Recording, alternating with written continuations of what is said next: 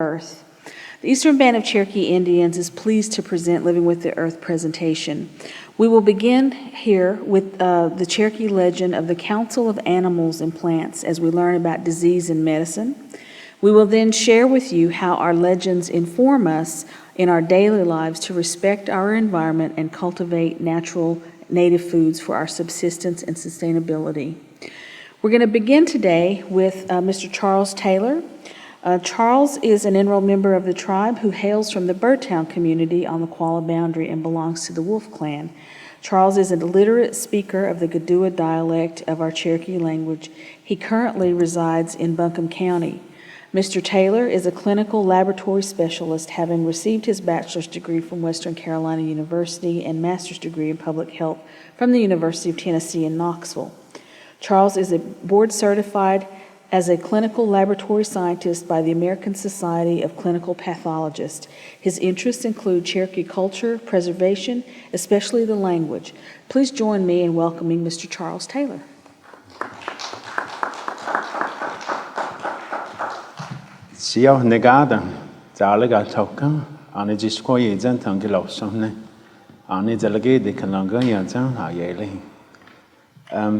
Welcome to everybody to the Museum of the American Indian, and today I want to share with you the story and the mythology of the origin of medicine and disease, a Cherokee perspective. And for those that speak Cherokee at the top, know what?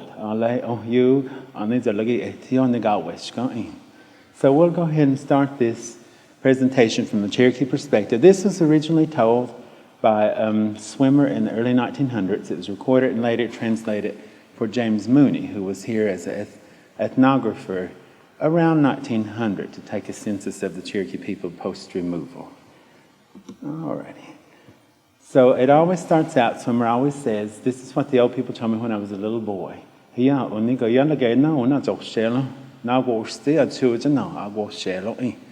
is what they told me when I was small.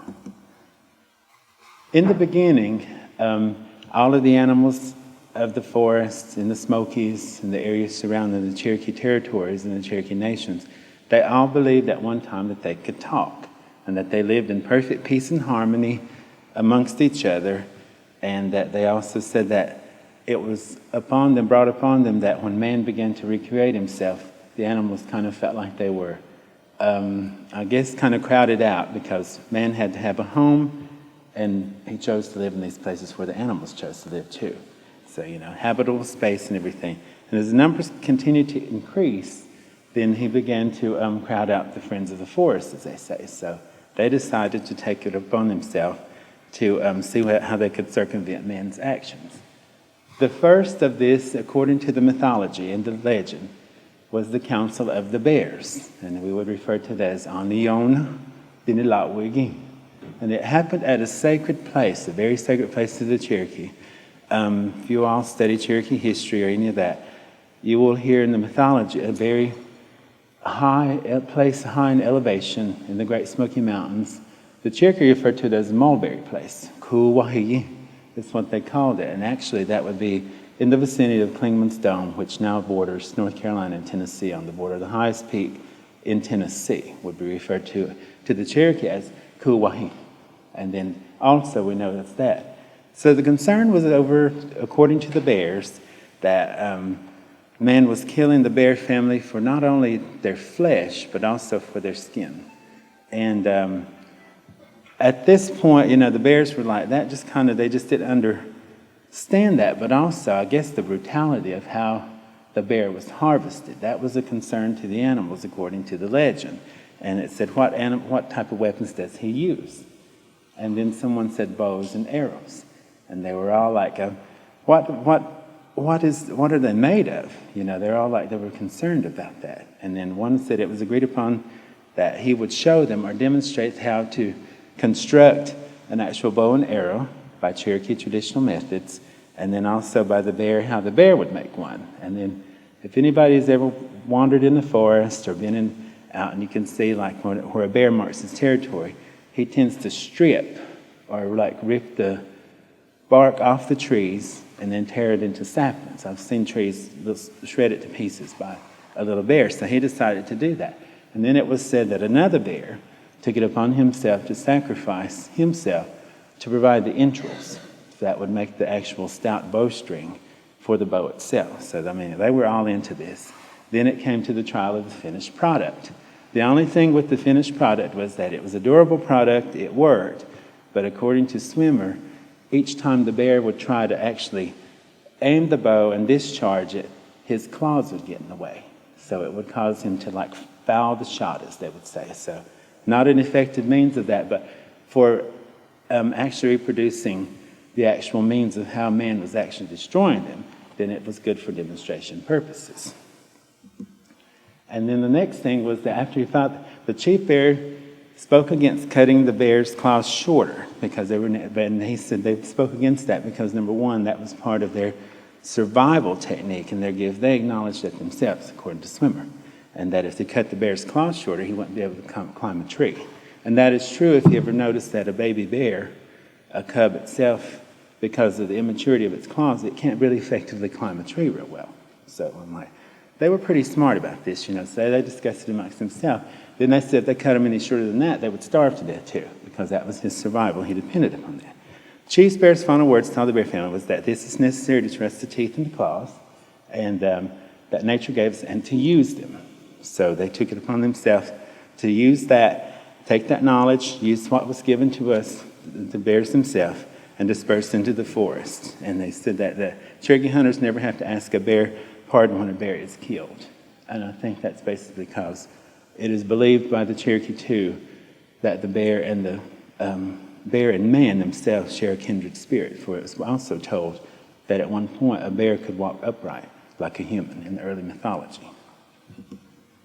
The next council was the Council of the Deer. It was conducted by their chief, Little Deer. Punishment was sought for many hunters who failed to be gracious to the harvest of venison. For some reason, venison just was, the people themselves, they thought that the deer had a stronger spirit, and that for some reason that it was just considered taboo to, kind of eat a deer not within season. And then for some reason too, they always said that it was a deer that could bring about what was known as crippling rheumatism. I've seen that in the literature a couple of times, and it had been mentioned several times throughout this mythology. And they trace that back to the deer himself, and they say that at certain times of the year he makes himself available for consumption, and the Cherokee were reverent of this fact. They also said that you couldn't just go out and get one of these and harvest it for its meat at any time of the year. So they were like a seasonal thing. But later on, it was also identified the crippling rheumatism was possibly suspect trichinella, which is that is a foodborne illness by a parasite that can be transmitted by these particular deer. Next was the Fish and Reptile Council, and for the Cherokee speakers,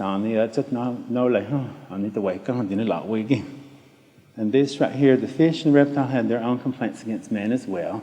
There we have an image of the serpent Ꭴృᒼᒼ, which is derived out of the Cherokee mythology itself. They held a council meeting to determine what to do about man and his disregard for plentiful water. So things that live in the water, the creatures in there, that was their domain. It was determined that these creatures would bring about foul smells and sights, and it would cause a person to lose appetite, sickening events, and eventually death. That is associated with that now. They always say that when a person, illness is about to come upon them or something like that, sometimes they'll dream of fish, or they'll have a sense or a smell of something similar to like decaying fish or like raw fish or something, not a very good smell. And they say to dream of snakes and fish is also an ill person's nightmare. And they said this was brought about by the Reptile Council against man for his irreverence for clean water itself. Next would be the animal jury. This was actually what we call Ꭴ헨ε, I'm not sure. And the final council to convene, as I mentioned, the story with the birds, the insects, and the smaller animals. And the chief that presided over that council was the grubworm. And in Cherokee, if you know that, it's a very sacred word. ᎤృᒼᎬ is what many of them described a grubworm as. And it was this particular chief that said the final council was to decide if man was guilty enough to deserve these afflictions.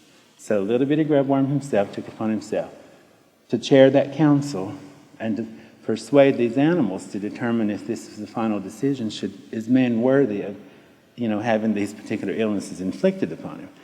And it's kind of interesting how, in today's term, modern technology and our terminology and understanding of disease and illness, we're like, this is very elementary. But to these people, it was real. I mean, to the Cherokee people, it meant something. It was their only rational way to explain how a disease process originated. And they continued on. 7 votes were all that were needed to condemn man to these perilous ailments. Each spoke to denounce man's cruelty upon them, so they all had complaints, legitimate complaints. And the imminent fear was that they would all eventually be crowded off and killed, or they would die or exist as a species, or an actual species of who they were.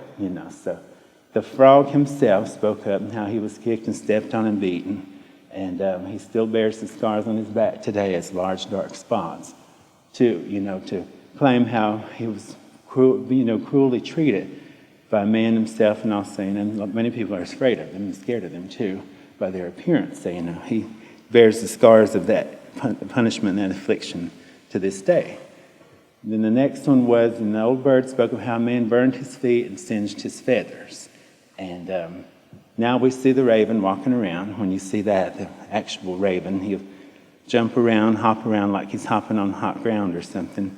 And then he walks as if his feet are injured or something. Has anybody ever noticed that? Have you ever seen a raven? He'll be out there and he'll hop around on the ground. They say that this is what it came from. The only advocate to man to present in his final council was a small ground squirrel. And that's a little, what we call a chipmunk, or what the old people refer to as Keetoowah.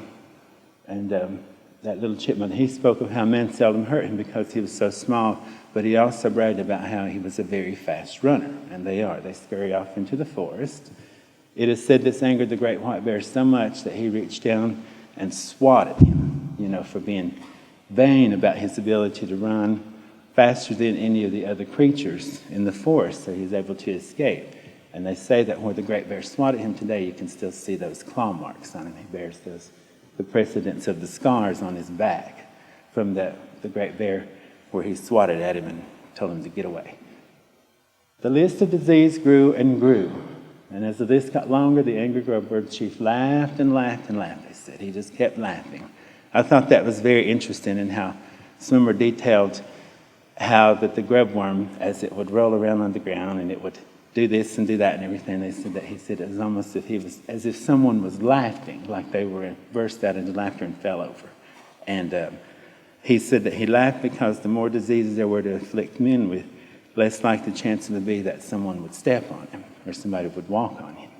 So he said, it said that the last time he laughed so hard that he fell over backwards and could not get on his feet again. To this day, the great grubworm chief has to wriggle around on the ground.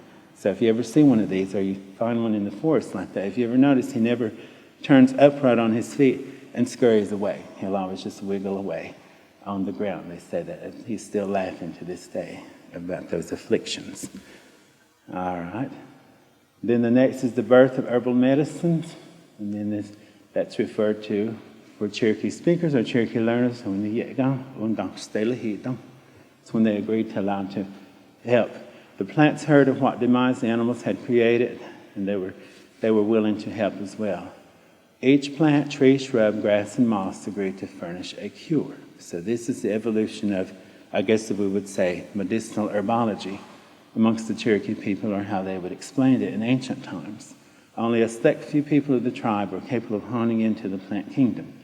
And that is true. It is a gift. It is an actual gift of the sacredness of that to our people, is that, only certain folks have the ability to work with these particular materials, plant materials, and use them, harvest them, and gather them, and also to sustain the knowledge of that in itself. In the quest to find the herb necessary to render a cure, a plant will offer its sustaining cure. And the interesting and the most sacred thing about this, too, is to the Cherokee, every plant, they said, had a life, and they said it also had a spirit, and it was also given a name. Most of those that are used in the formularies, it will detail its life, it will detail its medicinal efficacy, what it can do, but also in somewhere in the documentation of formularies, of Cherokee formularies, they all have a name. They were given a name. They can all be rendered or called by their name itself. The gift of the plants also today is contemporary Western medicine is accepted by most Cherokee people. That is true. We all know where a hospital is in our neighborhood, but there's a still limited practice of traditional herbal medicine. I think that there is a resurgence or a reemergence of this knowledge because, number one, it is in danger of being lost. Number two, we relied on this substantially in the past when we couldn't afford to go to a doctor. We didn't have the availability of a modern healthcare facility, hospital, emergency room. And then most diseases are clinically defined and accepted today, but we still have, words, I've heard somebody talk about TB, tuberculosis one day, and the old word of, they called it ᎤὼᏰᴬ. That means a dry cough disease. I still heard that referred to as TB. And then one day also, someone was talking about a particular illness that they were saying that you only hear of it very seldom, but it was a bad word, but they said it was consumption. Ꭴध्ये ќе is what I had heard that referred to as. And I said, Ꭴध्ये ќе. I said, that's also what I've heard is referred to as cancer. So today, many diseases may be defined, but yet we still define them by Cherokee terms as well, by symptomology or by its actual clinical presentation as to how they understand it. But the old people still can tell you a little bit about that just by describing the symptoms. Tradition and superstition of many elements of illness still surface in conversation, and that is true. There is a lot. The origin of disease itself, and then I guess, the rendering of the gift of the plants themselves is shrouded in mystery. It just depends upon who you ask and how you ask. They want to know why you're asking those things. But tradition and superstition itself around the elements of illness, a person's illness, the actual rendering of a treatment and whether it works or not, as far as it goes as to who may have helped you, who may have rendered that cure for you or gave that to you. That could also is shrouded in tradition and superstition itself. All right. I want to give an acknowledgement of this presentation to Mr. Robert Bushyhead. Robert Bushyhead was very influential in explaining not only the creation story of the Cherokee, but also the story of the origin of medicine and disease, a little bit of the excerpt that I had just given. He embraced that, but also what I liked about him was that his quote up there was, Cherokee has a flow, it has a rhythm that is beautiful, and once you've lost that rhythm, then of course you're lost. Not only was he talking about the language, but he's also talking about the reverence of the plants, their gift, the efficacy of all of that knowledge. It should never go away. And I just wanted to acknowledge him itself. He envisioned the revitalization, except for the Keetoowah dialect, the Cherokee language, verbal and syllabary. He worked tirelessly to create a lexicon that captures the sounds of 1,000 Cherokee words and phrases. Cherokee language expert with exceptional linguistic skills. He was a historian and also a great storyteller. And I just wanted to acknowledge him there and that frame. There's some references there for that, but I just wanted to share a small excerpt of the story of the origin of disease in medicine from the Cherokee perspective. And if you ever want to read the whole story in detail, James Mooney's Myths and Sacred Formulas of the Cherokee, circa 1900. And you can find that book, that publication, still in circulation because it's still used by Cherokee scholars today. All right. Thank you very much.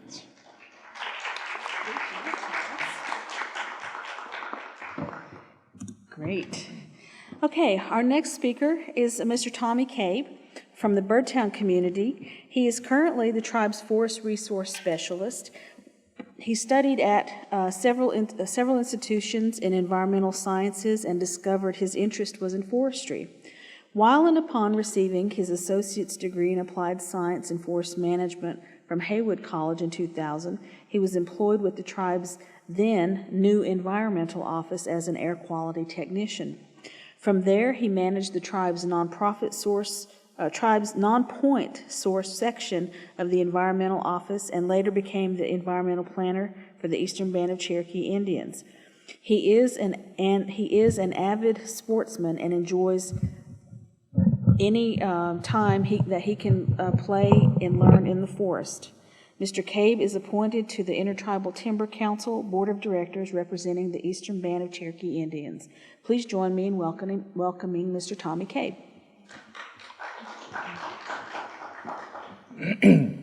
Shio, Aya, Tommy Cabe, Dagwadoa, Shisko, Digilasan. I said, hello, my name is Tommy Cabe, and I am from the Birdtown community. It is my pleasure to be here before you to discuss a trend that's been happening in Indian country. And that trend is starting to uncover some traditional ecological knowledge. And to us, it coincides with all the spirits that Charles mentioned earlier in the legends and the stories. There is a connection, and through this work, we hope to define a more reason for that connection so that we may live a sustainable life in the landscape we call home. So, traditional ecological knowledge is just that. It is knowledge that has been kept with us closely because we are a little bit timid and a little bit rightfully afraid to share too much because of exposure for misabuse or misconstruction of what that represents. So this work begins in the plant community. It begins in the plant community of non-timber forested resources for me. And that plant of significance is a plant that we call ramps. The scientific name for ramps is Allium concoxium. I always butcher the Latin names, please forgive me. So as I go through my presentation, you will see some other federal agencies that are joining us in a partnership to help sustain the populations of these plants. So as I move forward, I also have some videos that will explain some of our efforts to collaborate more abundantly and to reach and preserve some of these stories and the significance of these plants. So my next slide, of course, is a Forest Service shield. And with appreciation, much appreciation to the Forest Service, they have been an excellent agency to work with. They have understood our way, and they have tried to reach out to us in a way that helps us preserve and also keep quiet about keep private about what we know in these landscapes. And the names listed on this slide are cherished names because of the partnership we have. And I like to say their names for the Forest Service. We have Michelle Baumfleck, Jim Chamberlain, and Matt Wynn in this particular project. We also have a really strong partnership with the North Carolina Arboretum, and Dr. Joanne McCoy is the lead biologist and over the lab facilities at the North Carolina Arboretum. And if you're ever in Asheville in Western North Carolina, I strongly encourage you to go by and visit the North Carolina Arboretum. It is a beautiful piece of our landscape. And I'd like to give a shout out to our Eastern Band of Cherokee Indians community researcher, Mr. Tyson Sampson. Tyson has a tremendous, a very unique skill set. He knows how to reach out to our families and our communities. He knows how to speak fluent Cherokee. He knows how to capture their knowledge in a respectful manner. So thank you to all you people who are representing today. The next slide represents our landscape as you walk through the forest.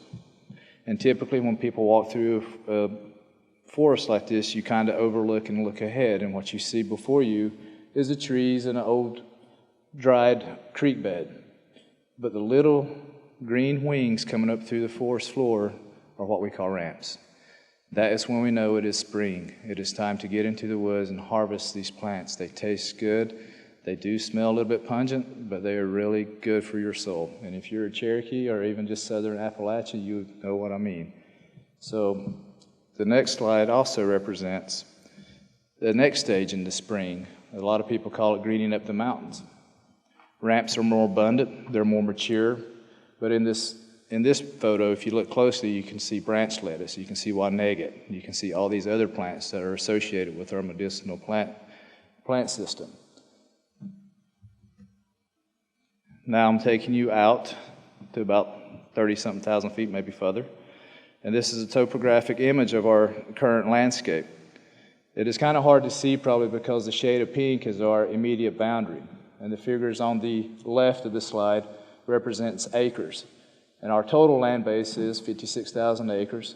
Possessory holder is like allotments, ownerships divided out amongst the 56,000 acres. And 43,000 of that is held in possessory holders. I'm a possessory holder. Anybody from Cherokee here from the Eastern Band is probably a possessory holder of an acre, 2 acres, as much as 500 acres. The total forested area is 49,000. Non-forested is 7,000. Of course, that's the urban streets down the main street of Cherokee and in our communities. We only have 5,500 acres, which is called Tribal Reserve. Tribal Reserve, that's for all of us. It's like our public landscape. It's a domain where we go and we practice these traditions of harvesting and hunting and fishing. So with that landscape, which once encompassed 8 states, we're down to 5,000 acres. So these partnerships that we are entering into with the Forest Service and Parks Service allow us to expand our footprint back to our original landscape. And it allows us to be part of their management plans so that we may preserve some of those interests that we have. So we have a very dynamic and a very prosperous natural resource program. Our natural resource program includes wildlife, fisheries, air quality, water quality, and regulations, and also our forest resources. We are growing and we are very proactive in our community, and this is a growth spurt that has just happened since 2000. So we are still new. This next slide is a short video, and it explains a greenhouse that was erected through funding from the Environmental Protection Agency. The sole purpose of this greenhouse was to provide native plants along stream bank restoration efforts. But the vision is to expand this so that we may grow native plants and be able to put them into our landscape where we have put a house, put a community building, and we can maybe revegetate the landscape with our native plants. So please lend your ears to this video for about 3 minutes.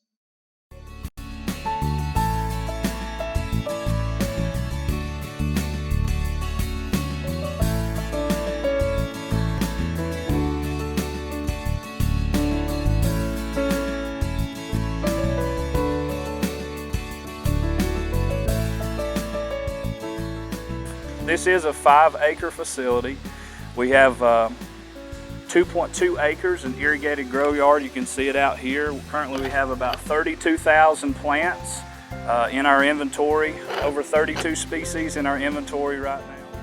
The house is to primarily propagate 5 native plants: silky dogwood, black willow, Carolina rhododendron, Keetoowah rhododendron, and mountain laurel. It's important for us to reutilize rainwater as well. You can see the 2 rainwater cisterns. We were able to harvest all rainwater that comes off the facility, all the misting waters that comes off the facility as well. We're able to reutilize that. All of the watering that goes on in the facility, we have a capturing unit for that, so we're able to reutilize that water. That's for our program going forward, is providing native plants for environmental projects and providing cultural significant plants to several projects on the reservation.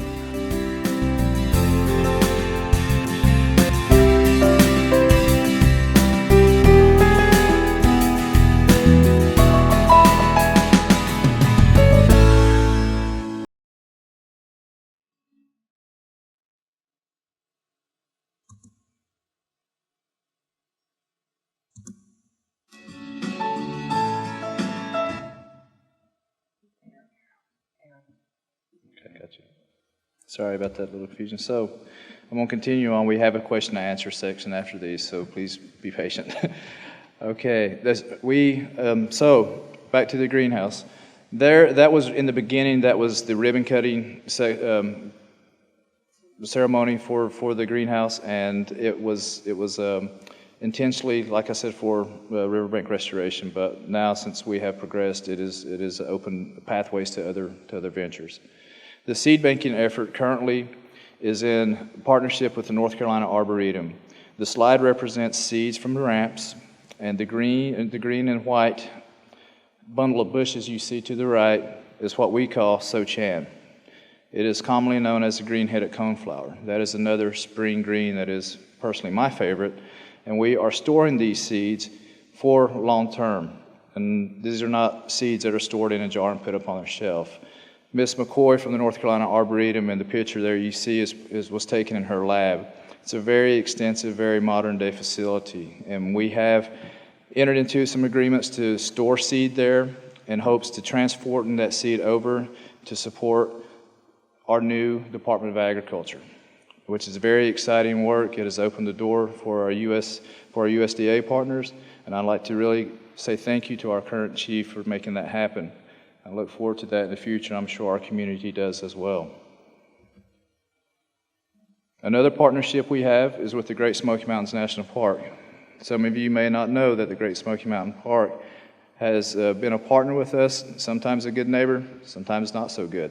But you know what? We on the ground have managed to work through those indifferences and been able to influence law. And right now there is a law that has been implemented. It's a CFR law. It is the CFR 36. And what that does is it allows tribes to access parkland to remove plant and plant material. There is a process involved. And thanks to the growth and thanks to the education opportunities, we are now to embrace a more collaborative partnership with the park and actually get work on the ground, monitor it, research it, and broadcast it. And we are in that phase now, and we hope, the plan right now is we hope to get into the park and harvest some of these plants in the year 2018. Like I said, our food source and our animal source is a part of who we are as a people. It's our community and it's our family. And right here you see a plate of food, and on that plate of food you see the ramps, you see fish, you see potatoes, you see cornbread, coleslaw. All those coming from the earth, and all hopefully will be grown locally and served locally, not only in our retirement facilities, but also in our school systems. And this event particularly is called Ramps and Rainbows. It happens every spring. It just happened last Saturday, and from what I hear, it was a really good success. It celebrates the opening day of our fish season, our trout fish season, and it also, for our community members, it announces that it's time to be in the woods and harvest wild greens.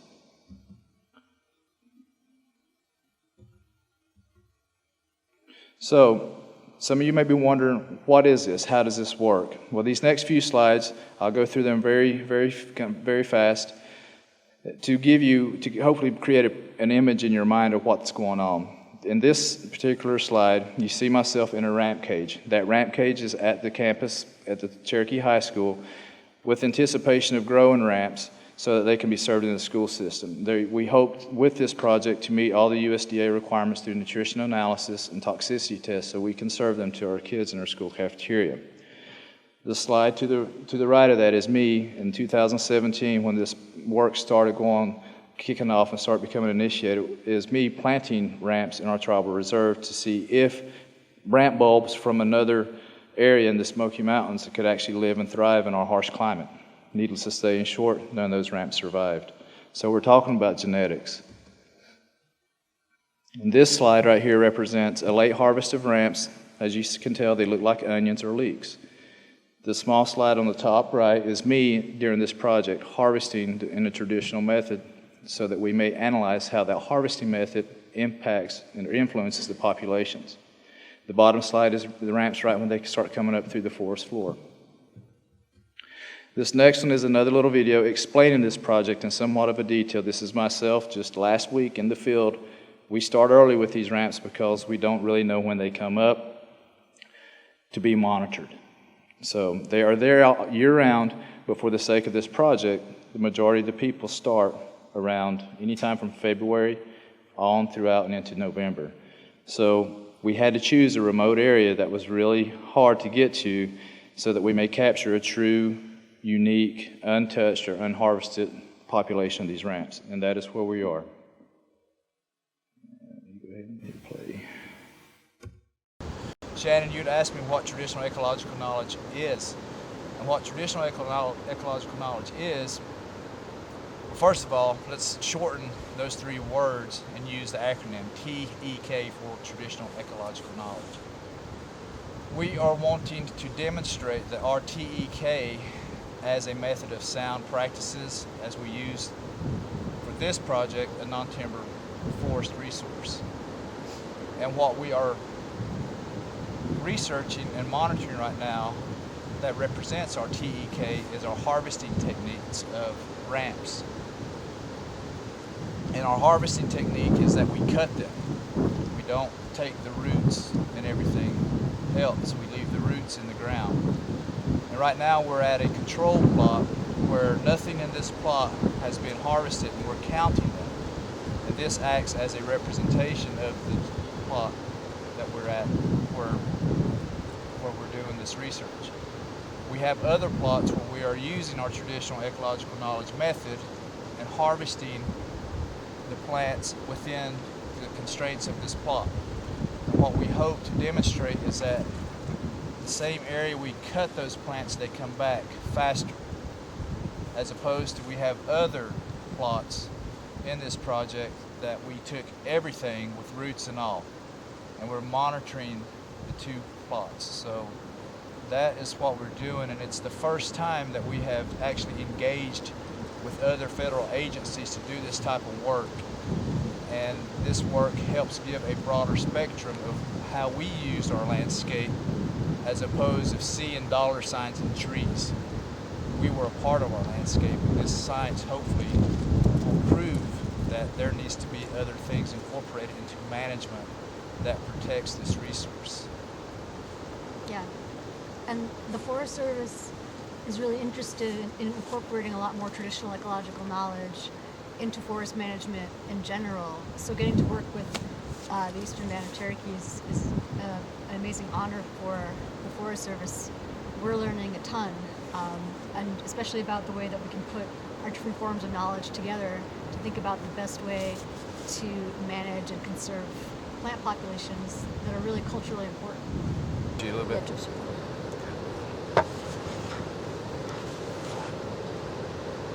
See those little bitty Yeah, ones? oh my gosh. You see that? Like little to hair. Okay, sorry about the technical difficulties there, but there was another video. It looked like there was some overlap to where the sound was not matching up. I apologize for that. So let me briefly explain what we were doing. We were counting every plot in the control plots to give a good representation of that whole population. We will come back in and then cut the plants like we cut them and measure those and count those, which we're in our second year, so we hope to see some results. So we anticipate in 5 years that we'd have a good concrete knowledge, scientific base of this project so that we can do a peer pub review on it. So some of the other characteristics of this project go into play. You know, one of the things that we talked about is location. Typically, for this project, we are at an elevation of about 4,500 feet up to 5,200 feet. The soils are very acidic, they're very rich, they're very dark. Canopy cover is very dense, slope is very steep, and it's facing north. And there's also associated plant life in there that represents where these plants go, and it's called a µ cove, in foresters' terms, that is. And as we move forward, we also try to size and age and classify how long these populations have been there. And in this slide, it is actually, again, I apologize for that, but we take the bulb during the middle of the summer and we measure the biggest that ramp bulb can get. And again, we'll come back year after year after year. Needless to say, I'm sick of ramps by the time this whole project is said and done, but I hope the work has good intent, which I believe it will. And another thing that we did in this project is we went out and we got community input, community insight, when to harvest, what are some of the concerns. The reason for this work is that we are seeing these populations decrease. We're having to walk further into the landscape and get these ramps. And we're seeing people walk out with the roots and all, not leaving nothing for any type of sustainable use in the future. So the Forest Service recognized the concern, and that is what prompted this research. And this is one of my last slides, and it's an elder speaking, talking about when is the time to go get ramps. And then I learned to pick ramps from both my parents, my dad and my mom. And when we picked, we just didn't go out there and went like this and was filling your bag up. There was lessons and everything that we were taught. You don't realize that you get older though. You know, when you're there. Like, you know, my mom and dad that sharp knife that we used, and they showed us exactly where to cut those ramps, and we had to cut them above the root. And the root, and the purpose of that was to keep the ramps coming back year after year. And so that was one of the reasons that, but at that time, when I was young, I didn't realize how important it is. And now we're living in the day where ramps are diminishing and people are just, people just abusing them, I think. And I've been to markets where you can see ramps on the table, and but they have their roots on them. Yeah. I mean, and I'm standing there, and I'm about to have a heart attack or about to cry because I see the roots there. That was something we was taught about the ramps. Just to, honor and respect them, and now I know what that was all about. Right. Mm-hmm. What And we we say. only got ramps. We only got as much as we needed. We never went, like if we were in a patch of ramps and, it was just thick and you had, God, how am I going to get this? We've never done that. It wasn't about that. It was, you got the quantity that you needed and that was it. Yeah. Because you didn't want to be greedy, those things. You always thought about, other people wanting to come up here and get ramps or whatever. That was one of the things that Dad and Mom taught us too, was don't take what you don't need. Mm-hmm. There you see it. You see our connection and use, and there is a time when science can't measure everything. And that is also part of our knowledge, is to know when to recognize the connection and use wisely. I learned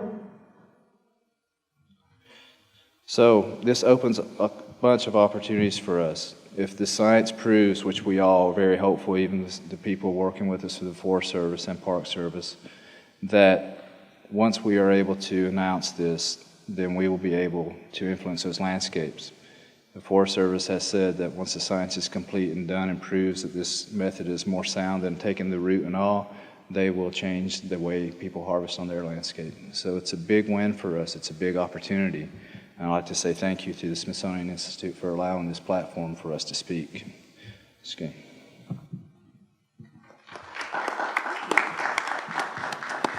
Thank you, Tommy. Okay, our last presenter is Mr. Mike LaVoie. Mike LaVoie has a broad background of almost 15 years of experience working in the field of natural resource management. He was initially employed as a biologist with the tribe in 2007. Today, Mike serves as the Eastern Band of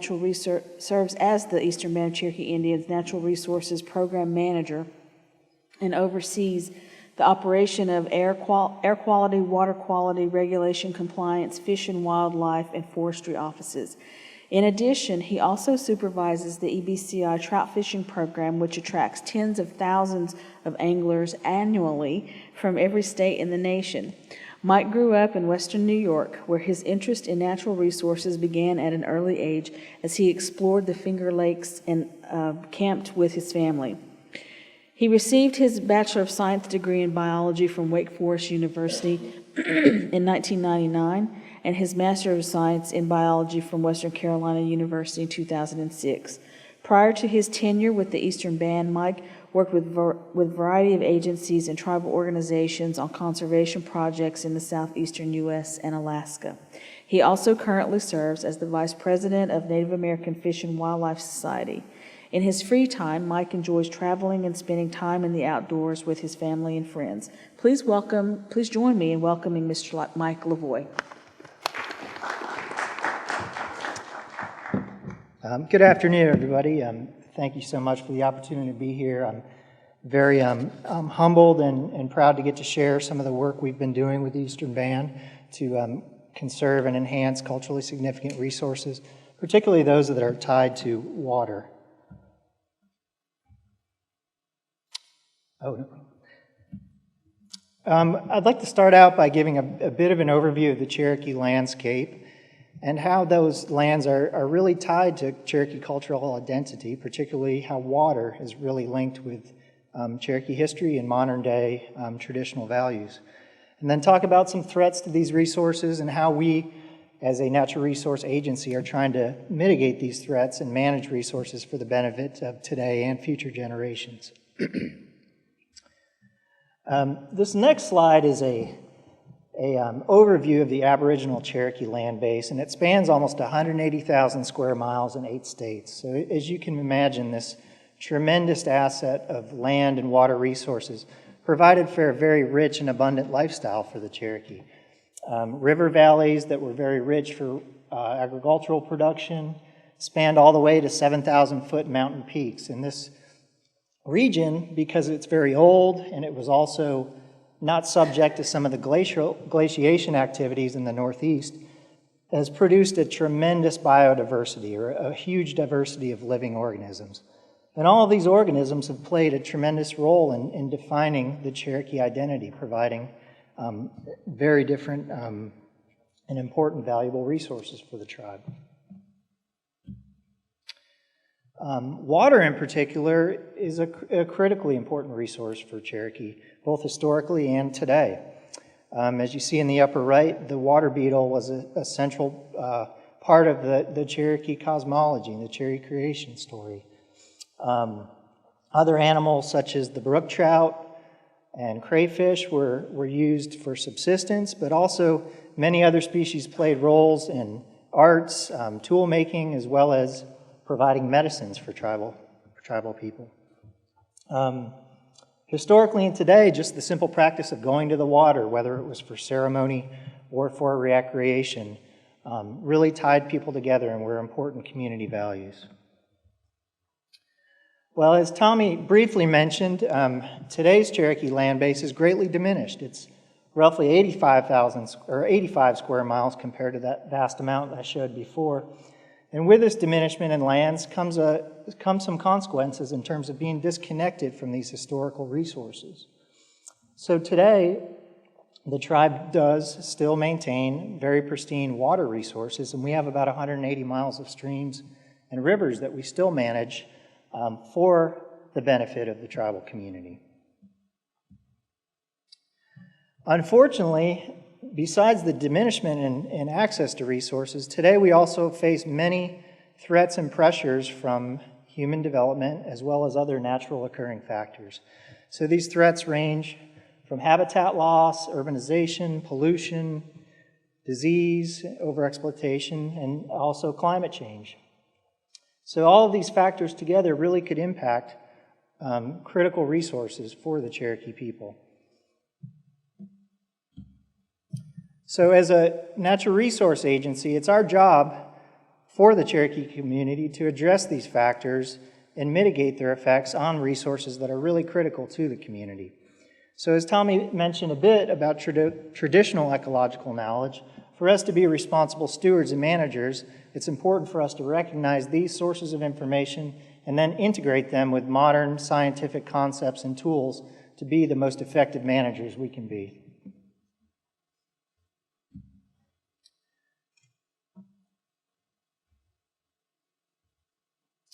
So protecting water quality is our primary focus, and obviously translates to many other biotic opportunities for conservation.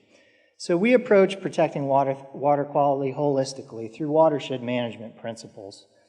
Watersheds are the lands that drain the streams and rivers flowing across the landscape. So it's important for us to look at these lands holistically and prescribe actions both on the land and in the waters to protect and enhance these resources. A huge step forward for the tribe that was recently made was the recent designation of a treatment as a state status by the federal government. So now the tribe has the ability to utilize traditionally important designations of water bodies and classify those for both tribal and federal protection. So for instance, we can now look at certain water bodies and define if they're used ceremonially, if they produce water supplies, or if they support aquatic life, and then set standards as to how we can best protect these resources for present and future generations in a legally defensible manner. A part of that is introducing monitoring efforts to understand our water. So we look at flow and temperature and pollutants. And we've been able to utilize very high-tech instrumentation to monitor things on a 24-hour, 7-day-a-week level. We've got some interesting projects that are helping us really get a better grasp and collect a lot of data to inform our management. And then this information could then provide goals and objectives for us as we plan and implement stream restoration projects throughout Cherokee tribal lands. Obviously, the fish within these waters have provided tremendous importance to the tribe. And the southeastern United States is very unique in terms of the fish biodiversity that it exhibits. It's actually the most biodiverse region in temperate North America for fishes, with almost 500 species in this region. Unfortunately, it also faces a really high degree of imperilment, with almost 20% of the species critically impaired and many others diminished in abundance that were formerly very available to the Cherokee community. So one of our goals as a natural resource agency is to help manage and restore these fish that are diminished in populations, particularly focus on fish that are culturally significant to the tribe. And one such fish is known as the Sicklefin Redhorse. This horse has a really interesting, unique story. It was not actually described and known to science until 1992. So it's pretty fascinating that we had a fish in our backyard that scientists didn't know. But Cherokee were actually keen observers, and they had a name for this fish dating back for centuries. So that's a prime example of how that kind of traditional knowledge can really be informative to help modern science. So this fish would be a very reliable source of protein after lean times of the year because of its spawning migrations during the springtime. So it would migrate up streams in large numbers. And during these times, historically, fish weirs, shown in the lower right, which are essentially rock veins constructed throughout a river system, would act as a fish trap, and people would collect these fish in large numbers and provide really important food resources on a seasonal basis. So these weirs, which still exist in many of our rivers in western North Carolina, are really interesting clues to the past for us. And they help us get in a better idea of what these fish may have been like in terms of abundance in the past and how we can maybe inform future restoration efforts. So as with other fish, this fish has gone through a dramatic decline in its abundance. It's really isolated between only a few river systems in western North Carolina. So about 10 years ago, the Eastern Band, as well as some federal and state partners, got together to try to address this issue and formed a collaborative partnership to restore this fish to its historical abundance within tribal waters. And during that time, we began some restorative stocking efforts. So this involves using technology such as the electrofishing boat that you can see in one of those pictures. This boat is pretty neat. It actually goes out in the river and sends an electric current through the water, stunning the fish, enabling you to net the fish and bring them in to work up. And then you can see we've been taking eggs from fish and then using high-tech conservation hatcheries to spawn these rare fish and then reintroduce juveniles into our river systems. So although this project is ongoing, it's shown some great success to date. And our efforts with the Eastern Band among our partners have been critical in terms of helping to restore this fish and also help keep this fish off the Federal Endangered Species Act. That has allowed the tribe to avoid some pretty significant burdens from a regulatory perspective. So our proactive conservation for a fish that was culturally significant is also helping a larger conservation picture. Another fish that unfortunately has declined in abundance, but is really a heritage species for Cherokee, is the eastern brook trout. Brook trout are the only trout native to western North Carolina and the whole East Coast.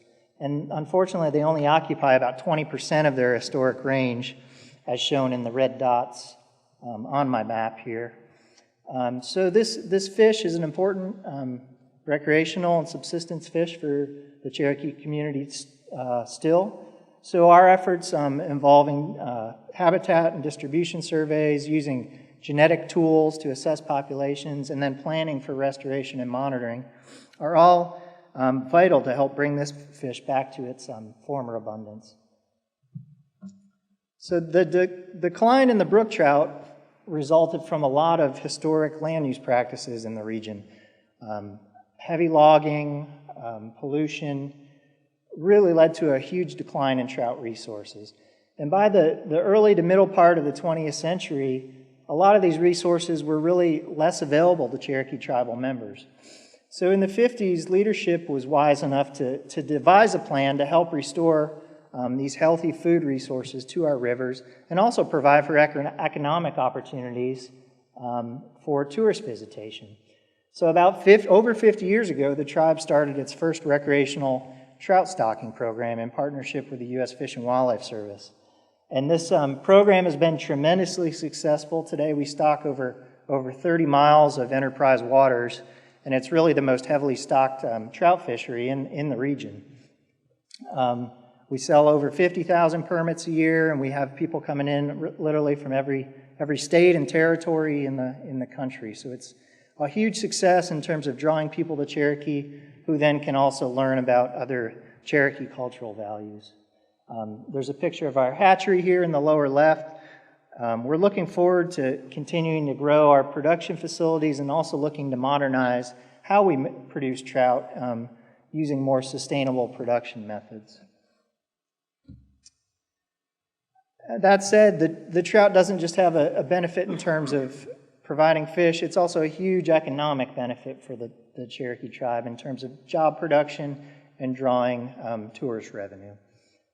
In the picture I'd like to highlight is a tribal fisherman, Mr. Michael Bradley. He's one of the highest ranked competitive fly fishermen in the country, so he's been a great asset and a great representative for our program. So part of ensuring that conservation measures are long-lasting is in continuing to make connections between these resources and the Cherokee community. So our program continues to perform a variety of different outreach activities throughout the year. A few of these I have listed here. One pretty interesting and fun one that we've been doing for years is to conduct a traditional fish weir reenactment at a historic weir where we bring kids out, get them in the water, and teach them about aquatic ecology concepts and historical practices. So that's been a great opportunity for us to reconnect with the community. We also hold different kinds of Kids in the Creek outings where we try to get kids out snorkeling and get to see underneath the water and get to know what's really there in our rivers and streams. And then we also work to try to bring speakers out as well for our outreach events to reconnect some of these natural resources with the Cherokee language and help teach our Cherokee youth those connections. And then we also, the big picture of the crowded trout derby over here is we do continue to like to get kids out fishing whenever we can. So that said, I'd like to thank you very much for your time, and I think we're going to take any questions.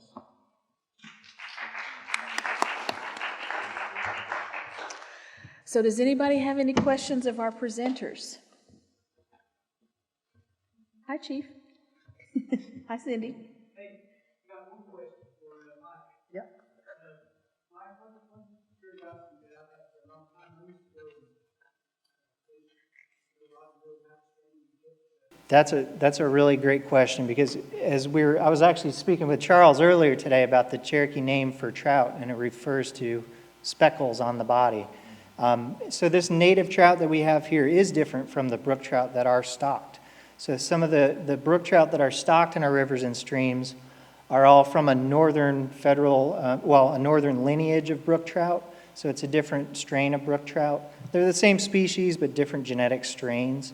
But the ones in our headwater creeks obviously don't grow that large. They're more beautifully colored, and they're more fun to fish for when you have a wild fish on versus a stock trout, honestly. So.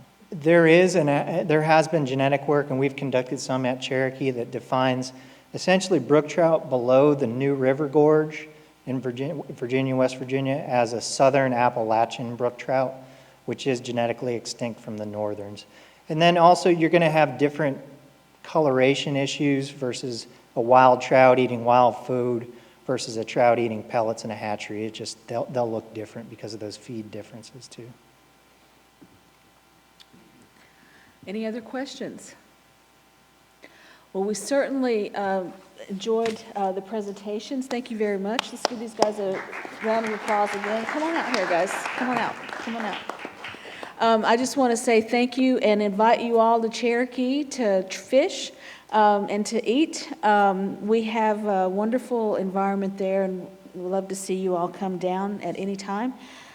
Just in wrapping this up, I just want to say thank you to our presenters, and I want to announce at 3:15 we'll be having Mr. T.J. Holland will be doing a presentation called The Cosmography of Water, and I think it'll be really great to tie these presentations in with TJ's. I think it'll be a really good presentation, so I hope that you'll come back and join us. Thank you very much.